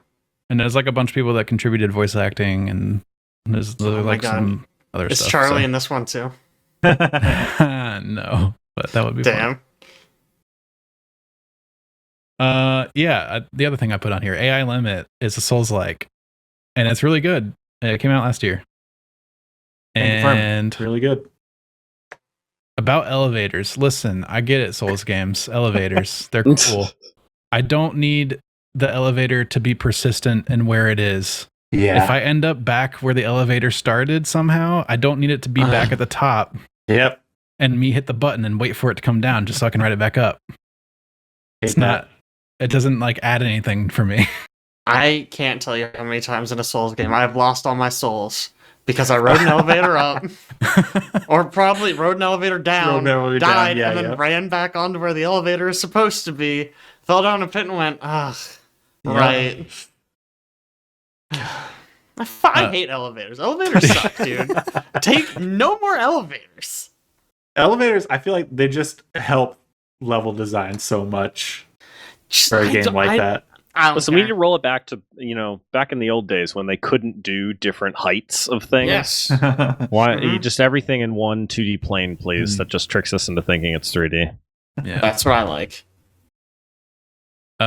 In terms of like Souls-like mechanics, this one has some unique stuff going on. It doesn't have a stamina meter, so you can kind of spam rolls and attacks and stuff like that, but it does have a sync meter. And there's a bunch of stuff that costs... SYNC. I was going to say, okay, I was like, is that because you hop into a little sink? Because I don't... Well, the whole game takes place in that water. sync comes up too, don't worry. Good. Yeah. Great. When you die, it just says sync in big letters on the screen. It's great. SINK. SINK. It's like Anyway, Assassin's Creed. Your sync meter is how you spend to do all your cool stuff, like your special weapon art stuff, or like your spells, or anything like that. And also manages how much your base damage is. Like the higher up your sync meter is, the more damage you're going to be doing. And when you get hit, it goes down. So you got to manage this meter a bunch. And then also, like, if it ever goes all the way to 0, you get in an exhausted state. That's real bad. You basically just die. Yeah. Like you can barely move. If you're in a boss fight, they just kill you at that point. Yeah. Yeah. When you first described it, I didn't think it would be very interesting, but it's not for regular mobs. It's not. It's not but interesting. in a boss fight, it creates a really fun ebb and flow to the combat, where you're building up a meter by doing light attacks and then getting off some powerful move in order to try to stagger them or something, or just get a lot of damage out. It's fun. Wasn't good enough to make my list, mostly because I like Kazan more, I think, but I'm having a really good time with it. I'm not quite done with it yet. Jake, what have you been doing? Right. So what I've been doing, I haven't really been playing a lot interesting. I guess I technically did start Spider-Man on Steam. That game's really fun. But the main thing I've been doing, I got an AYN Thor. It's a little retro console, dual screen.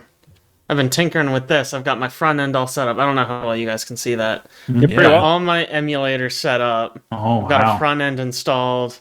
And then if I click let's say I click GameCube. This was a bad one to scroll through because they're all fucked up. Maybe it'll be better. I should have picked N64. No, I don't trust it. But you can see it's got the cover art, and if I leave it on here, it'll play a little gameplay video. That's Ape Escape 2. Here's Beyond Good and Evil. Oh, getting ready. Yeah. For the sequel. The sequel's coming out any minute now, I'm so sure of it. But yeah, no, I've just been tinkering with this thing. It's so cool, man. Having something this small, this powerful. Is this the same one that you talked about before, or is this a different one? I talked about this when it came out, and I wanted it really bad, but it was like a little too expensive, and I wasn't sure because something similar had come out and people were having a lot of issues with the hinge, right? But something like this, the hinge is going to be the thing that's going to break. But it's been out for quite a few months now. Seems like the hinge is holding up pretty well. Some people have issues. A lot of people are still kind of like saying like, oh, the hinge, but it's like, I am convinced that it's okay, at least, if I'm gentle on it. And I really like the clamshell design. Just being able to like play, close it, stick it in my pocket, and walk away. Right. Like, when I'm playing on the handheld, that's what I want. I want to be able to just be like, oh, shit, I need to go. You know, like, you're sitting in the airport, and you're like, oh, and then they're like, now boarding, and you're like, oh, shit. I don't have time to go find a save point. I'm just going to snap the thing close, throw it in my bag, and go. And then I'll obviously also, like, if it goes in my bag, I don't have to worry about the screen, because it's covered, right? The cover covers it. It fits in my pocket a lot better than, like, there are other ones that are more like PSP shaped, a little bit bigger. And like, they're also really cool. A lot of people really like them, but I'm just like, man, I feel that's not going to fit in my pocket, and I'm going to be nervous to put it in a bag because it's going to get all scratchy. But I'm not going to have that problem with this. Can you do PC games with it, or is it just emulated stuff? I was actually just about to talk about that. So there's a few ways you can do it. I've been doing, I've set up a lot of streaming, so I can now stream from my PC to this thing. I think I used Apollo, and I can stream from my PS5 to this thing. I haven't run it through its paces that much. I basically just like loaded up Ghost of Yotei and swung the sword, and I went, wow, there's almost no input lag on this, and then shut it down. I want to mess around with it a lot more. This week, I only got it like a week ago, and I've mainly just been like tinkering, setting stuff up. But in terms of actually like running Steam games on it, there's an app called Game Hub. That basically lets you run it like Steam. You can load up your Steam library, and you can install stuff on it. Obviously, it's not very powerful, and I have found there's a decent amount of compatibility issues. Just like loading stuff up and being like, oh, that one just doesn't. What for operating games, system is it running? I don't actually know what operating system this is. It's using like Photon. When through Game Hub, like you can see that it's running that, so I guess it's running. Oh, it's know what? No, I do know it's Android. It's an Android operating system. Oh, it's Android. Okay. Yes. I was gonna say some sort of Linux, but yeah, no. I guess Game Hub must be doing something with Linux. I don't know how it works. Sure. It's beyond me. Game Hub probably runs Proton, right? Yeah. Probably. Do Steam stuff. Yeah. I didn't realize Proton did stuff on Android. That's cool. Yeah, I think it's recently gained a lot of popularity. I don't know if it came out recently, but I only started hearing about it recently. I think they've been doing a lot of stuff to ramp up towards the Steam frame and Steam box. Yeah, that makes sense. If I remember right. Those will be Linux, though, yeah, probably. Steam frame, I think, is Android. Oh. I'm pretty sure that's what they said. Interesting. Maybe I could be wrong about that. You can see I could see that. It's probably like a mobile chip in there. That's what I think, yeah. This is Game Hub. You can see there's Sexy Brutal. Nice. I've been just like basically picking something I think I want to play on this, installing it, and then seeing if I can get it to launch. Pretty positive results. A few exceptions like Absalom just won't. It just won't. I don't know. It just like starts and it's like, okay, we launched the app. Okay, we're closing the app. I'm like, hang on, wait, don't. And then it's like, no, sorry, you're done. Does it only have issues in Game Hub, or does it have issues with emulators as well? I would assume just... I have not had any issues with emulators so far. That's what I figured. It's really... The main compatibility issues I've been having has been with Game Hub. Like, people have been reporting that, like, that Tomb Raider game from 2013, people are saying that runs really well. Grand Theft Auto 4 and 5, apparently. How does it handle the tougher emulators like PS2? PS2 runs like a dream. I was playing Jak and Daxter Precursor Legacy the other day, 4 times upscaled, running like a dream. Automatically save states when I leave. When I load up, it automatically loads my save state. Love it. Yeah, PS2 is probably what I'm going to use it mostly for, honestly. I have heard people loading up Switch emulators. Obviously, I don't do that because that would be a crime. But, you know, I can't imagine that runs super well. It also seems like a good setup process. PC, so. Yeah, I've heard the same thing. So that seems like a waste of effort in my opinion, but Can you get whatever. Metal Gear 4 on there? I have heard that it's possible to run PS3 on it. Again, I can't imagine that runs well. Yeah. I need to play Metal Gear 4 still. I want to play Metal Gear 4 so bad. Like, I played it when it came out. I love that game.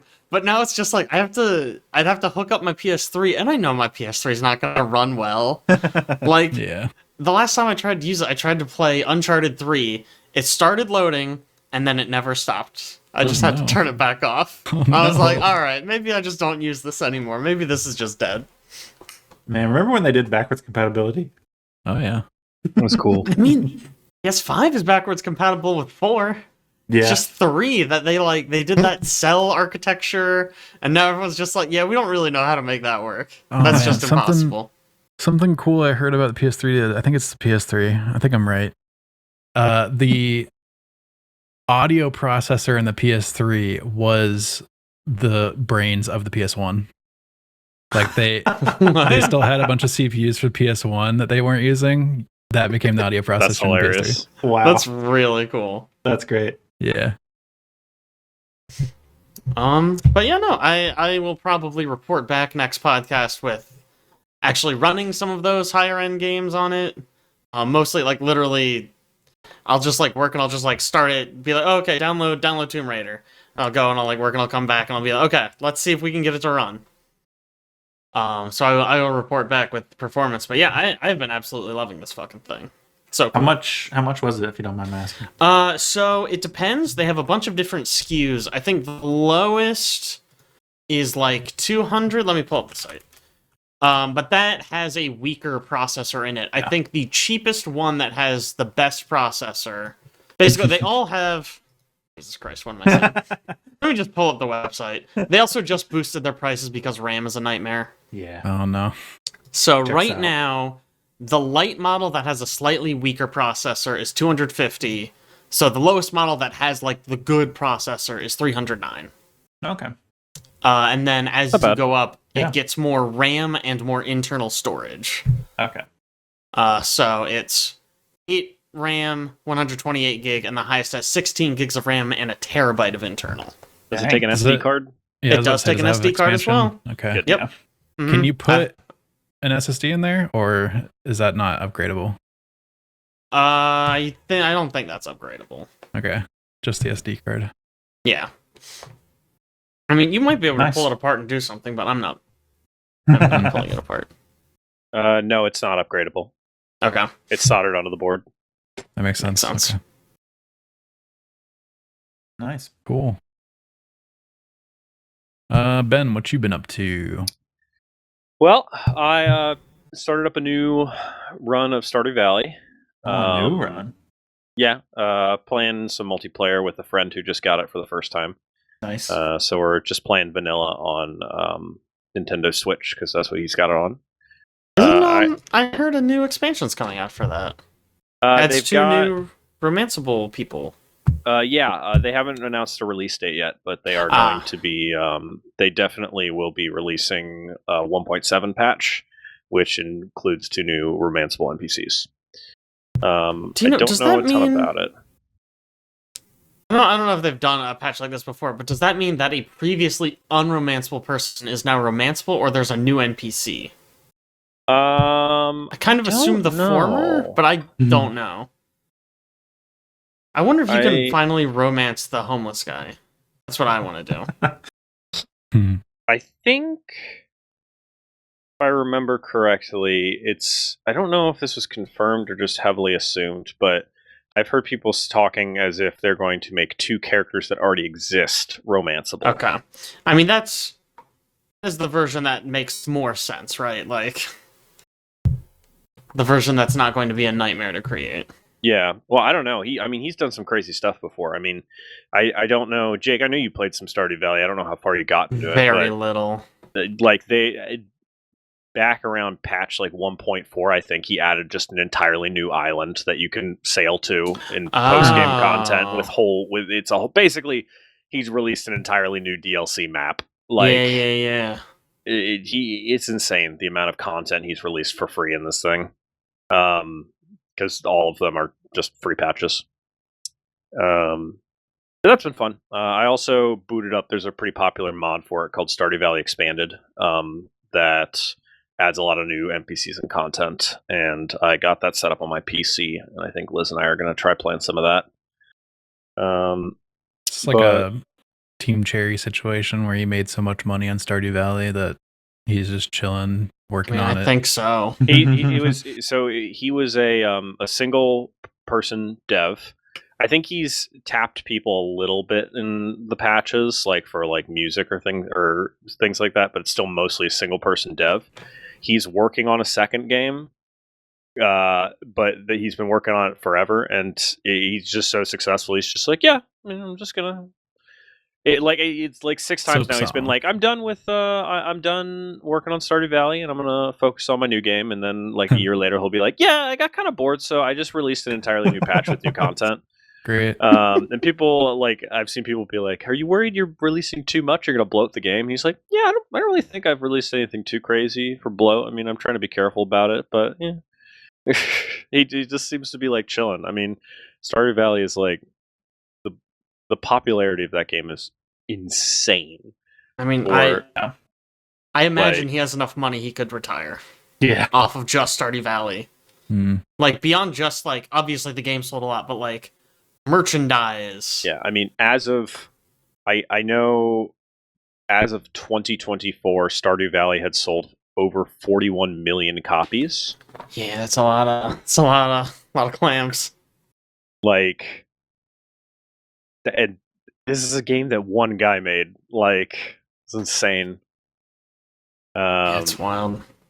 It's crazy because it's not just like one of those ones where like it got popular, but it's not clear why. It's like it got really popular, and it's like, yeah, it's because it's the best at this genre. It's like really good. Stardew Valley's been doing this for years, and this like laps it easily. Like wild. What's been doing it for years? You said Stardew Valley. Stardew Valley. I'm sorry, I did say Stardew Valley. I meant Harvest Moon. Oh, yeah. Harvest so Moon. I assume that's Animal what you Crossing meant, as well. but yeah. Yeah, sorry. It's wild. Like it single-handedly restarted basically the entire genre of this game, and still nobody who's released content since then has made anything as good as it. Yeah, because it's not a new game either. It's been around for ages. Yeah, absolutely not. But yeah, I mean, it's still really fun.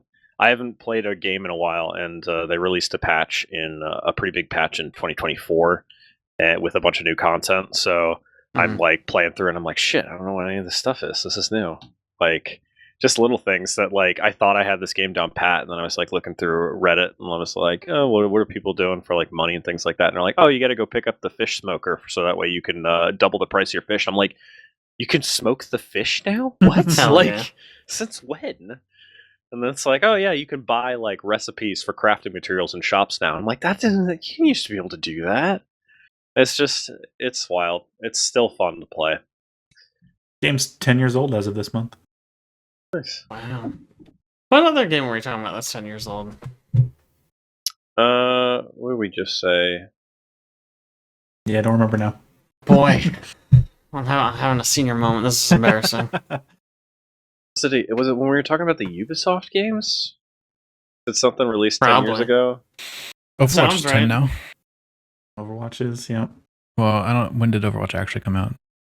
It came out in 2016. It's 2026, what I'm saying. Yeah. Yeah.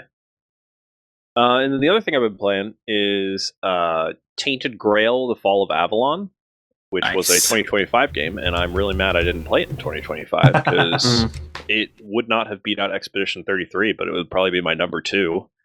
Wow, better than The Girl Who Stole Time. Yeah, I think so. I'm liking it more. It's close, but Okay. I am having a blast with it. If you don't know anything about the game, it is I can describe it as basically it looks very similar to Skyrim in terms of like it's a first person fantasy game. But it is the plot and theme is all King Arthur like mythology. And it's a lot darker than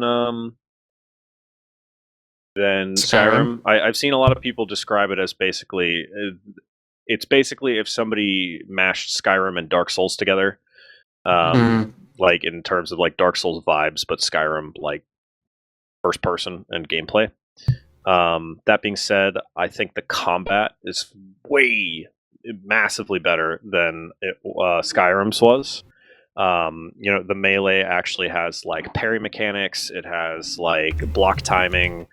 You have like the charge attacks feel great and impactful. I'm having a blast with it. Magic is, I haven't even done much with magic, but it looks super cool. A lot of the spells. Voice acting's great. The story is engaging. I'm having a really good time with it. So I was actually looking up, apparently, sorry, hold on a second. I have a cat that's got a giant cone and in the way. I was looking into it because I was wondering, I was like, how did this game not get mentioned in, Game of the Year conversations anywhere? Apparently, this is the developer's first game. And it released very, very buggy. They've kind of, while it's officially released, they're still releasing pretty big bug patches like every month for it. It's in a very good state now. Like I've had 0 issues with it, but apparently for the first like 4 months of its life, it was rough. Yeah, I put it shortly after release, and it did have quite a few bugs in it. I should probably go back to it. This is a lot of fun. I just finished Act 1 of the 3-act game. I spent more time on Act 1 than I needed to, but I am 56 hours in. Sorry, cat. If you're a fan of Skyrim or the Elder Scrolls style games, I would highly recommend checking it out. Caleb has a copy. That's what I'm playing. Buddy, can you not? Oh my god! I think I did back this one. Oh my fucking god, this guy. I can't believe he would say that. But it's great. I am absolutely loving it. The plot's interesting. The NPCs feel very alive. Like every NPC that gives you a quest, like, has personality, is the best way I can describe it with the voice actors. Like Skyrim, an NPC gives you a quest, I'm like, okay, generic NPC guy 1, thank you, I will go get you your thing. These guys, like, the voice actors actually give like good personality into them, and it's engaging. Like I feel like when somebody talks to me with a quest, I'm like, okay, I remember you as like a notable character now, and what you want from me. I don't know. There's also some really cool quests, even in just the first act, because that's all I've There played. are some wild quests. I just finished a quest where a random guard in a town was just like, I fucking hate pigeons. I hate them so much. They shit on me while I'm on guard patrol. And dude, sorry. And he sends you on this like quest to just figure out how to get rid of the goddamn pigeons, and you find out he's basically batshit insane. Wow. And obsessed with like ending all pigeons. There's another quest where the captain of the guard sends you to find some secret cavern that he's hoping has some sort of hidden like treasure in it, and you open it up and you just find this undead chef who's been there for like hundreds of years just working on cooking, and he teaches you a magical spell that can turn enemies into cheese. And it's a very silly game. It's very fun. Well, I say it's a silly game. It's got silly bits, but the overall tone is still very dark. Very serious, actually. Yeah. Is it like Skyrim where you're like specializing in like a form of combat, or is it like it's melee only? No, so there are skill trees, similar to Skyrim. So you've got 6 stats, D&D style, that you can, every time you level up, you get a point you can put into one of those stats.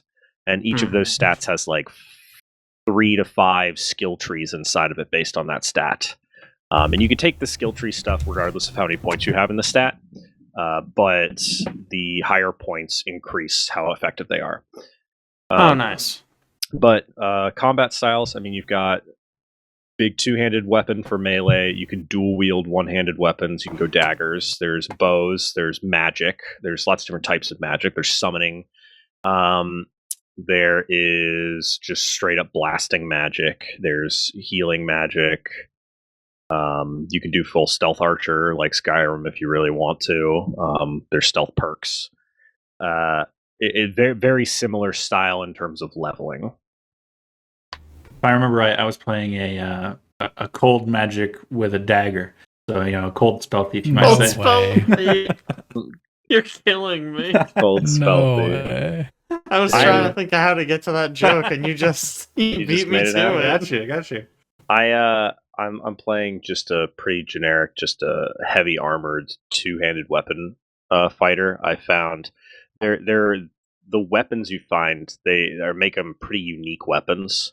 There's a lot of them with special abilities. So like I've got one that right now I found it's a big warhammer that's slow, but it does big damage. And every time you hit somebody with it, you have a 20% chance of just a lightning bolt coming down and doing AOE damage. Nice. That I've been having a lot of fun with.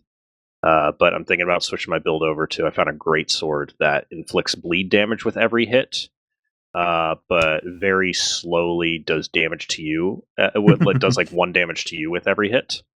But there's perks that give you a bonus every time you're damaged that I want to pair There with you it. go. That'll allow me to Yeah, buff yeah. myself. Nice. Yeah, that sounds awesome. Yeah, the weapons, a lot of them have pretty interestingly unique abilities that actually can change up your build. Respecking isn't too difficult. Find like a special potion for it. Act 1, there's only so many you can find, but I've been told that in Act 2 you can do a quest to find a recipe for crafting it. Yeah, I honestly I consider it Skyrim, but better in pretty much every way at this Yes. point in terms of like interest in playing. Elder Scrolls 6. Yeah, it is Elder Scrolls 6. It's just King Arthur themed. Blasphemous. I mean, it's about time. Something oh. should beat Skyrim. I would Yeah. highly recommend checking it out. I think it's really fun. Sweet. And with that, I think we are done. Nice. Brr. We did it. All Definitely our our best topics podcast. covered. Podcast finished. One of Bye. the podcasts Flawless of all time. execution. Just had a moment of panic where I was like, wait, did we remember to start re-recording again when everything shut off? Yeah. We did. Luckily. Good job. Good stuff. All right. Bye, Well, thank you guys for everybody. tuning in. We'll catch you next time. Bye. Bye. Bye.